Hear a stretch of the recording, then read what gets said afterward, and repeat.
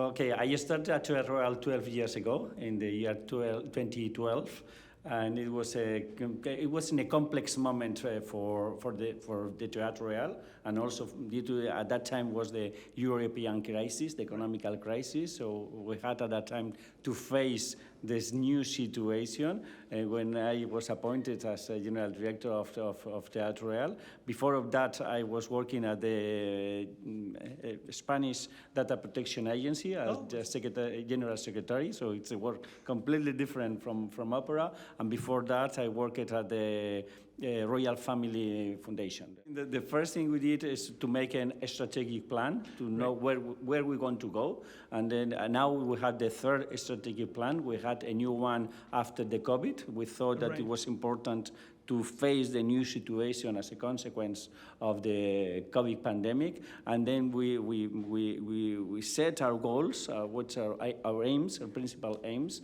for the future. And we thought, okay, that we have keep being the most relevant opera house in Spain. Now we are one of the most relevant opera houses all over the world. In the year 2021, we were awarded by the Opera Award Prize, like the most relevant, the best opera house all over the world. So we were happy with this recognition. And also we are working on our audiovisual and our technological development. We think that an opera house has to have a very strong audiovisual policy to spread opera all over the world. And also we are working on the international... We had our own platform, a video streaming platform. We started with this project like 10 years ago, a little bit early before COVID. So we were very well prepared to face the pandemic during that time. Now is the only one platform in Spain. All the operas that we have are from Teatro Real and from other theaters, from around 45 theaters all over the world. So you share productions for we share the productions. We have it on streaming in this platform. It's called My Opera Player, and it's with Spanish subtitles.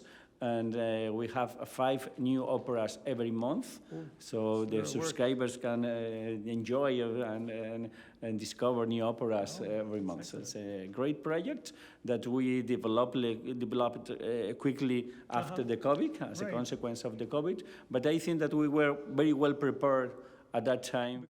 Teatro Real started in the year 1818 by the Queen Elizabeth II, and then it was opened in the year 1850, 32 years later. After that, between 1815 till 1997, it happened many things. It was the war, it was destroyed, the crisis makes it close, so it was a complex situation during these 200 years. It was closed for more or less 60 or 70 years. It was completely closed. So from the 30s to completely closed, and it was reopened as a new opera house in the year 1997. An old building, but it's a very new inside technological. If you see the Teatro Real as a technological point of view, we are really modern. Okay, nowadays we have around 10 or 11 operas per year. Stage operas, a stage opera, complete opera. We have some operas, concert operas,